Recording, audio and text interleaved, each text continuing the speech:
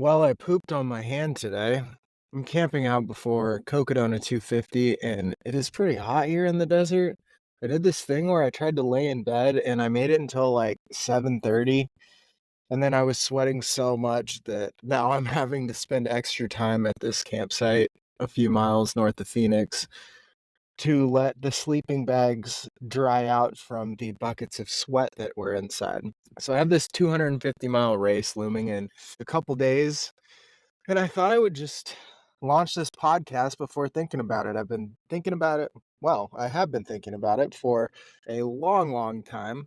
But I think I just have not been that stoked on putting something else out into the world and getting more feedback. I think the whole pretend you don't care and that the feedback doesn't bother you is really the general style, but between putting out a movie, which is now actually available to stream for free on Tubi if anyone's interested. So putting out that, or having a book, it just burped. And then social media.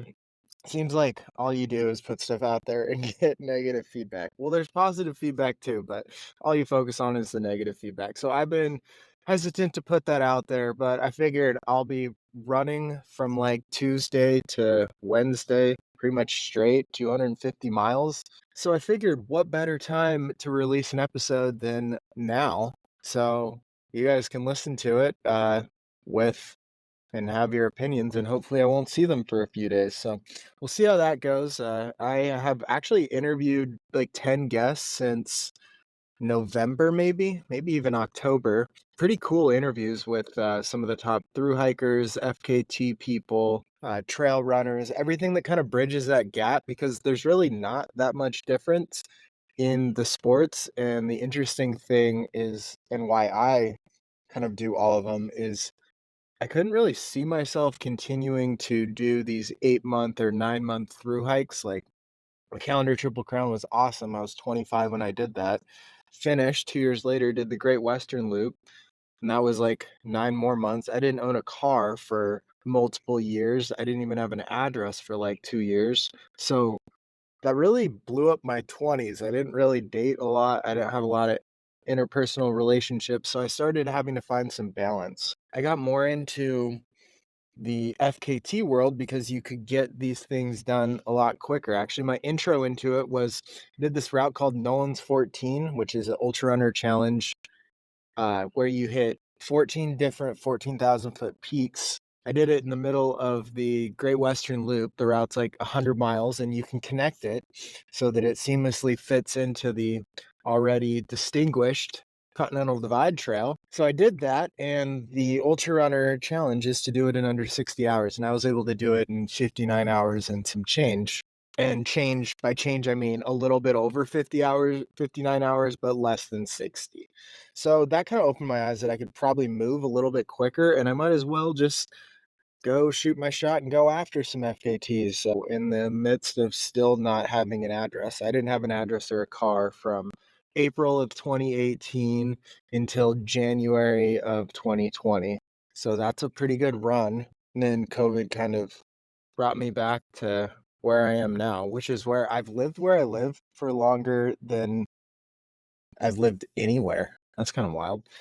So back to where we were at and why we were there. So figured out that FKTs were this way to still get out on the trail, still sort of do through hiker backpacker style, especially in the training, and then also not commit an entire year to an adventure and miss out on all that. So I moved to Tahoe. I spent a little bit of time there in 2019 through the winter, skied like 100 days, got close to finishing my book, and then decided to do the Arizona Trail and go for the record. So, how I trained for it, and actually the most joyful part of all this is the training is I went down there and did really immersive through hiker style training. So I flew in, no, incorrect. I drove down to Tucson, returned the rental car, and then I hitchhiked to the Arizona Trail from there. Couldn't get a ride, so a cop picked me up. I got in the back of his cop car,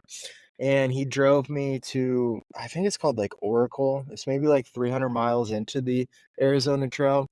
And from there, I had all my gear that I was gonna FKT with, and my plan was to literally through hiker style, hoof it 300 miles south to the border, and then start from there. So that was my training plan. I also ran all winter at altitude. I've always mixed in running into things like that, but we'll get to that in a second, I guess.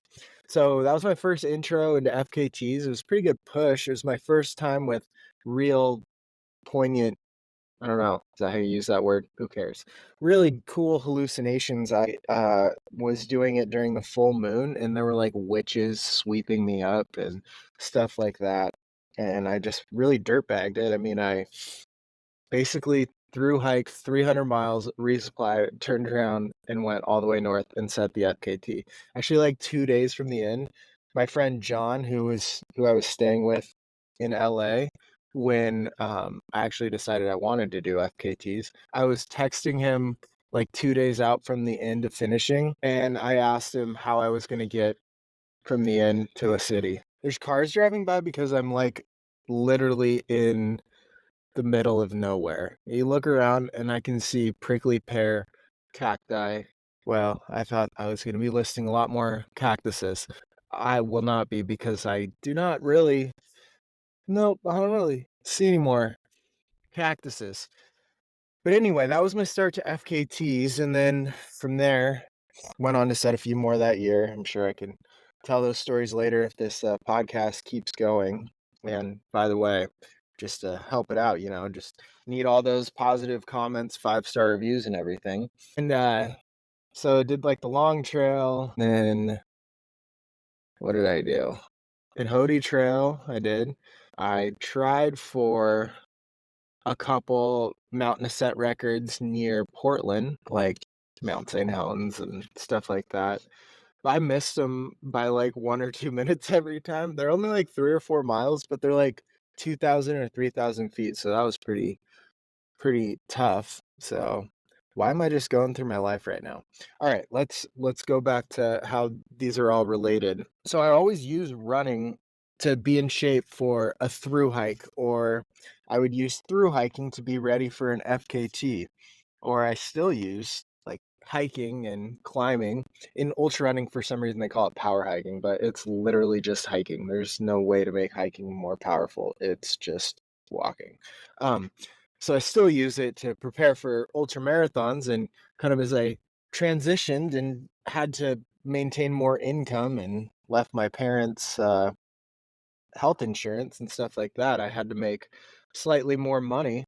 So I moved into this thing where I could commit less days to being on trail, but still wanting to get the full encompassing experience and that raw experience. I sort of landed on FKTs and trail running. And so that brings me to trail running. How the heck did that even start? How did I become a backpacker that trail ran? Well, if anyone has read any of my book, actually, you'd probably have to read all of it to get this part of it. So I started through hiking in 2011. I was 20 years old in the middle of college, not having the time of my life because I didn't really know what I wanted to do. So I was living a life without purpose, which is a pretty tough life to live. As any normal person would do, I quit. I had a full time or about a part time job with the Department of Defense, quit that and quit college and decided I was going to backpack the Pacific Crest Trail. Didn't really know anything about it, had a 55-pound external frame pack, so I just loaded that sucker up, flew down to San Diego. A friend I'd met in college drove me to the border and I started hiking. My pack was something right out of the 70s. It did not really fit in on the trail. I didn't really know what I was doing or how it was all going either, or like how I was going to piece it together. Resupplies were tough. When I started out, I had like 20 pounds of food, which you do not need down there. In 70 miles, you can resupply. I didn't resupply in Julian because I didn't need to. I still had like 15 pounds of food left. I remember it was like I camped at mile 79 I think it was 79.3 one night. And I was this was the start to my writing and everything too. I was blogging every day about what was happening on the trail. I've continued this through all my adventures. And mile 79.3, and I just rounded up to 80 because I was so embarrassed and frustrated with myself and my ability that I couldn't cover 20 miles per day on average, which that's kind of crazy to think, like 55-pound pack, that I would be sad or think it mattered that I couldn't cover 20 miles a day. And that is really a good illustration that no matter how big your audience, no matter who's reading anything, it's really you to you that you're trying to impress. Like, no one actually cares about anything. Like, no one over in a different country or the other 7 billion people in the world genuinely care how we're doing at these things, but we put a lot of pressure on ourselves. So that is sort of the genesis of the through hiking. Where was I even going with this? I need like notes or something, but instead I'm just rambling. But the through hiking in the outdoors opened the door. I grew up running, doing all the sports. I didn't love running. It was actually a punishment in my era. Yeah, I'm like in my mid 30s now. I don't know. Does 33 count as mid 30s? Maybe. But it was like a punishment. And then I'm like the nerd who I did a lot of AP classes and all that stuff. I think people think I'm an idiot, but according to IQ tests, relatively smart compared to the average bear. Bears are not very smart anyways. But I joined cross country because I had basketball in the winter, I had baseball in the fall. No, I'm stupid. I had That's weird. I just said I was smart. Okay, I had basketball in the winter, I had baseball in the spring, and I'm not one of those people who's just a two-sport athlete. That's stupid. So I was like, I need a sport for the fall. I played football for 1 year in middle school, didn't like it. That was not gonna be my choice. So it was really between tennis and cross country, and I went with cross country. First year went okay, I was on varsity as a freshman, and second and the sophomores would, like, bully me. They actually pantsed me in the cafeteria, so just little Jeffrey was hanging out for all to see. That was pretty embarrassing and traumatic, and probably why I'm in therapy. Yep, this is not brought to you by BetterHelp, but I am in therapy, and it's not through BetterHelp. But then sophomore year, I went back, and they were juniors then, and the bullying got worse, and I hated it. I became withdrawn after a couple meets. I wasn't on varsity anymore. I was running way worse. It was, looking back, it was affecting me a lot. So I quit and went on to tennis and was like, all district. I don't know if we went to state. Not really sure, but did really well in tennis. That was my other pivot. I didn't really have a lot of friends in high school, probably because I'm so weird, which I think people confuse weird and stupid. I'll take weird, but stupid feels a little mean and probably not correct. So the start of running was in high school. So now we're bridging the gap. Is this podcast all about me? I don't know. But fast forward in college, I went to Oregon State. I did end up graduating after, it wasn't even a gap year. It was like a gap term because I hiked the Pacific Crest Trail fast enough to go back to school. Got a major in business. I did engineering for a while, but I'm not a big person on going to class. I really would rather just learn all the things and then go prove I learned them from a test and then be done. So that's what I did. And in business, you could do that. In engineering, you couldn't. You had to go to like 4 hour long labs. And all I wanted to do was play basketball in the rec center. So that didn't gel. And then once a year, there was the Corvallis Half Marathon out there. And my aunt would pay for my entry fee, actually. So every year I signed up and I would party until 2 or 3 a.m. the night before, show up and run like, I don't know, usually around an hour and 40 minutes or something, and go back to partying. By the end of college, actually, I was doing triathlons and did a half Ironman and stuff before I realized I really hated the biking part. So why would I keep doing triathlons if a lot of it's biking? All right, we have really talked about my whole history. I'm not sure why. Will this be entertaining? Probably not, but we'll see. All right, fast forward to today. Today is a Saturday, staring out over a very hot and expansive Arizona desert that I'll be running through. So I think I was trying to get to the history of me and ultra running. So that was kind of running. And in 2017, this would have been after the calendar year Triple Crown, but before I'd written a book about it and becoming the really high level influencer that I am now. Actually, I call myself an influencer trying not to be an influencer who makes fun of influencers. But in 2017, I ran a 50K. It was atrocious. It's called Devil on the Divide. It was, I think, almost all above 10,000 feet, maybe even higher than that. And I didn't really know the gear or the style in doing something like that. Excuse me. Um, So I entered it just because I needed something to do that was competitive because I was doing these long days. I'd already done all the Colorado 14ers and spent a lot of time outside, but I was missing that competitive drive. And even in through hiking, I could compete with myself. Like, oh, I wonder if I could do a 50-mile day. How many miles is this week going to be? How much food could I eat at this all you can eat buffet? There's those little types of competitions with yourself. But I was missing that at this point in my life. I was pretty depressed looking back. Undiagnosed depression until like 2.5 years later. You know, came a long ways. So I signed up for this race. Didn't know anything about it. I didn't even know I was a trail runner. I thought to be a trail runner, you had to literally run every step of every outing. Turns out people do trail running. I'm looking for my coffee lid. Oh, I think I'm just dumb. Maybe I lost it.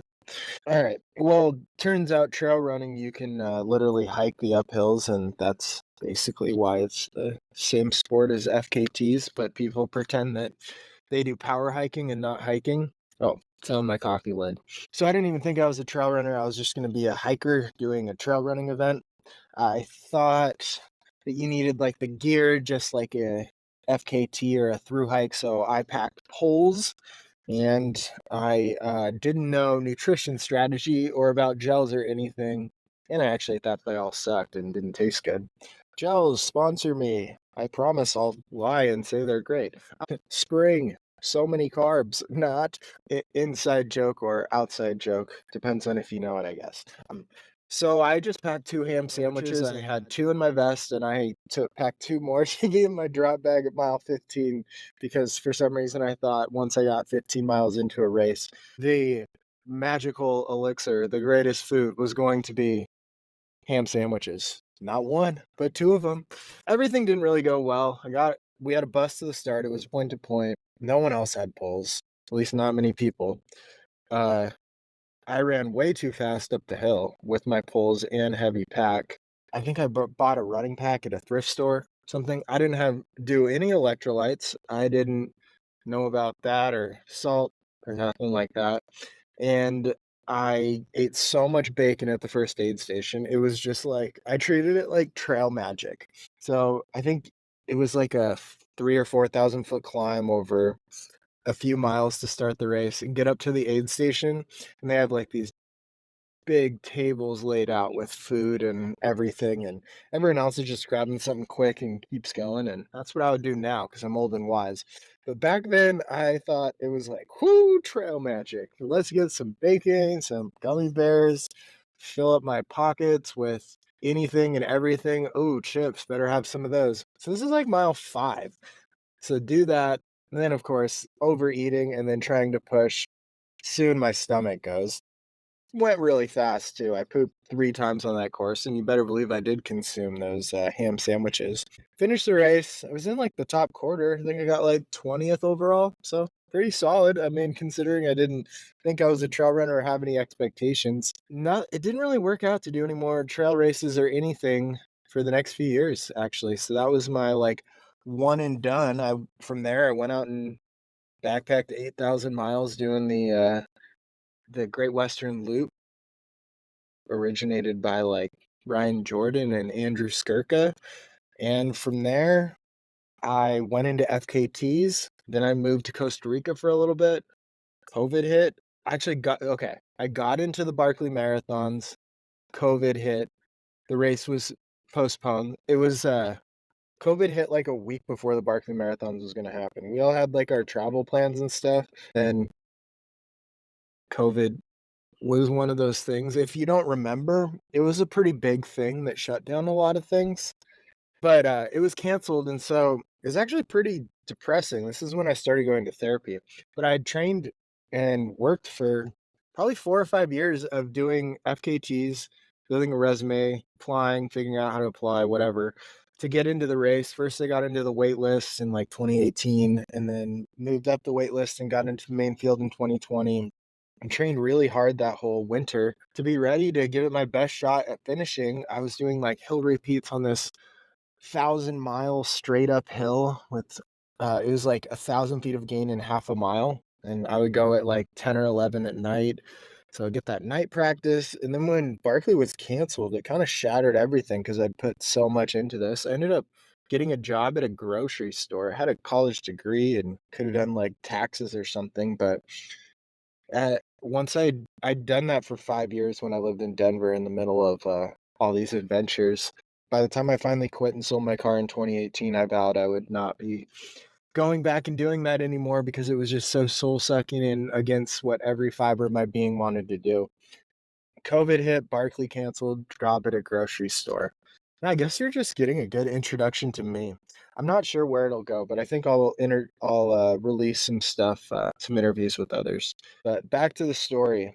I guess it's just the story of me. That's a great next book title. Huh, maybe I'll do that. So COVID canceled. I just moved in with my girlfriend at the time. COVID, working at a grocery store, running in Bozeman, literally have no friends there.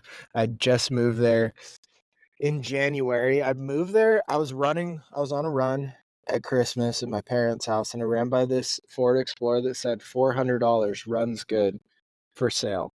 It was a for sale sign. And so I thought that that for sale sign would be a sale that I would like to take up.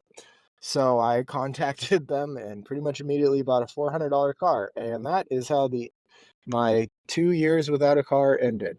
I drove it out to Bozeman, Montana, and moved directly in to live with a girl I had never met. uh, and lived there for a year and a half. And then I still live in Bozeman. And so the Barkley getting canceled crushed everything. I ended up getting approached to do this TV show, actually. I should go into this on a different episode because it's wild. But like wined and dined in Vegas, pitched the idea. They actually bought a bus. They hired a bunch of people, shot me doing an FKT. There's a lot of pressure, but I sent the FKT. That was ridiculous. That was stupid. Then the whole thing kind of fell apart because they weren't treating people right. And I've never been a money guy. And so he kept trying to dangle money out to make it better and that these people didn't matter. And I was just like, well, if you're going to treat them like that, then I don't want to work with you. So that fell apart. And 3 weeks later, we shot the movie on breaking the record on the Colorado Trail as like well, he screwed everyone over. So let's do this ourselves and maybe we can make some money. Joke's on me because now I'm still like 5 fingers in the hole or 5 figures. No, 5 fingers. 5 figures in the hole on the cost of that documentary, but still pretty cool opportunity. Not often you get to shoot a FKT documentary like that. Okay, so we are in probably, let's call it October 2020. I've turned 30 on a destination birthday party with friends and family in the bottom of the Grand Canyon. Probably also a story for another episode. So remind me in the comments which of these aspects you want me to further explore in this podcast because I'm willing to do any of them. I just have lived the craziest life of just choosing or being like, yes, man. Like I wrote a book because someone was like, you should write a book about the Calendar Year Triple Crown. And I was like, okay. And so I wrote one. So yeah, let me know which of these you'd like me to do like a full episode on. I don't even know what the point of this individual episode is, but here it is. So I've just turned 30 and the Barkley Marathons is going to happen in 2021. Fast forward, train for it. This is the first time I've had a coach. Doesn't really go well. I'm still straddling that line of not wanting to conform to anything, but also wanting to improve and do well at the Barkley. I don't know anything about trail running yet. And Attempt to Barkley, miserable weather. This has got to be a whole nother episode. I think I've just like talked myself into 10 episodes of different things so far. But it doesn't go well. No one, two people finish three loops, but they're timed out on even going out for a fourth. So we have two fun runners. Everyone else didn't make it, mostly because it was a year with really heavy on the virgins, which is a weird line.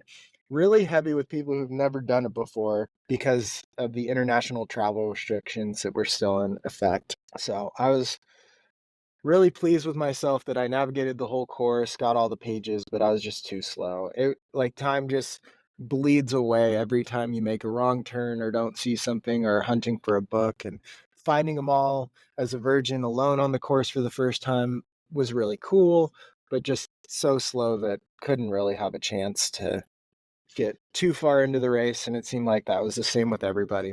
So that happened. Jamil Curry, who is the owner of a trail running company who puts on a bunch of races, was at the race, and he asked me if I wanted to do Cocodona 250. And so that race is from Phoenix to Flagstaff down here in Arizona, where I'm at now. Foreshadowing, it's in 2 days and I'm doing it again. But he asked if I wanted to do it, and I said, yeah. So how it went is I came down, I think I drove down, I did the Black Canyon Trail, which is right next to the course follows the Black Canyon Trail a little bit. So I did that very through hiker FKT fast packer style to train for it because that's in my blood and my background.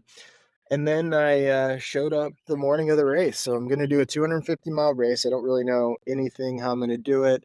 I show up at the start line, camp the night before, don't know anyone. I'm just like keeping to myself. And then wake up 4 a.m. Race starts at 5. Walk over to the drop bag section with two big duffel bags that I'd put together myself that I thought were going to follow me down the course. Because in the runner's guide, it says like drop bag A, drop bag B. Turns out that's not exactly how it goes. Why would the drop bags follow you down the course? It's not like when you're done, your private driver's going to like drive it to the next location. For some reason in my mind, I thought that might be occurring, but maybe that just shows how special I think I am sometimes. Just kidding. Depression and therapy, pretty much the opposite. So I show up at the truck that's going to take the drop bags, and they asked, "Where are these going?" And it was like, "Oh, I don't know." So I took them back to my car, looked at the race manual, race guide, and just picked out Mingus Mountain, I think was one, and one other location that was seemed like it might be good to have some stuff. Then I grabbed an extra pair of socks, put it in my running pack, and went to the start line, and we were off. It was brutal. The first 37 miles is very hot. It was like in the 90s that year. It has like 10 or 11,000 feet of gain, and it's, I think I said 37 miles or something. Yeah, everyone was dying. Everyone ran out of water. Mike McKnight, who won the whole race last year, he ended up in the hospital the first year. It was not so good.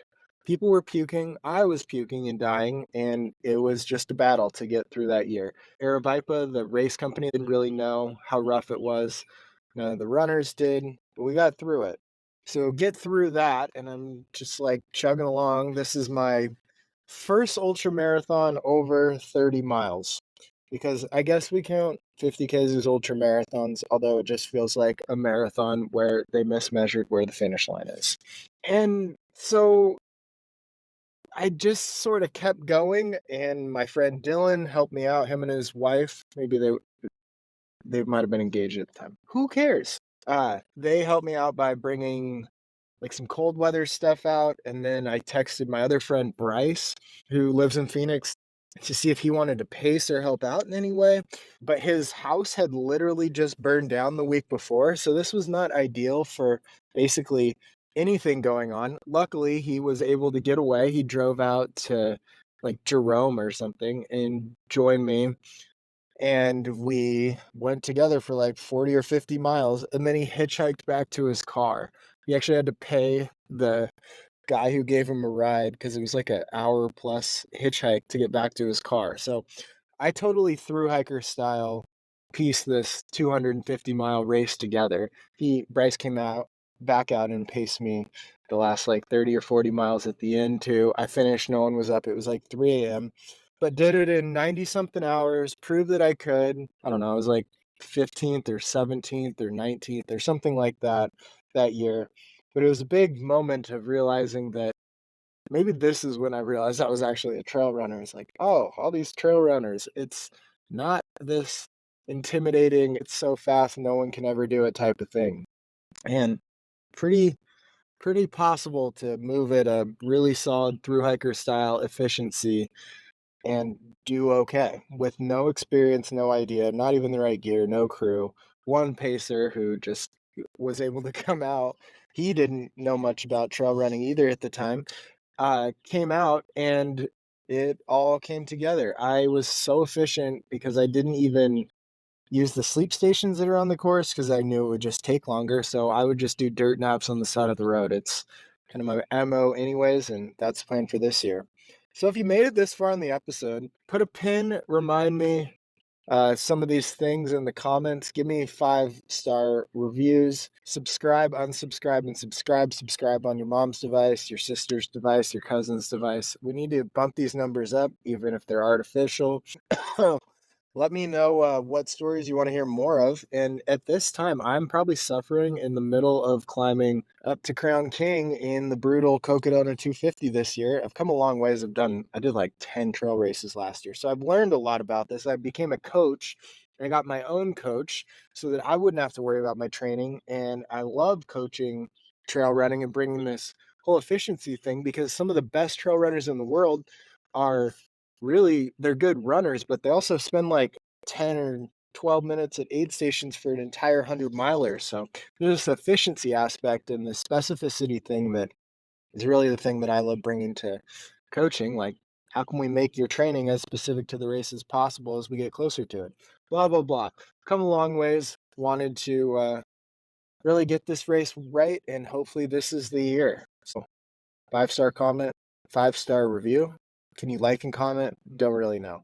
Well, thanks for listening. Let me know if you like this, if it's entertaining, and if it's boring, just DM that to me so that my heart can sink, but don't write it in the comments and don't give me a review that's less than 5 stars because we're really only looking for 5 stars here. All right. Thanks for listening. Hopefully, I can figure out how to put out this podcast in time.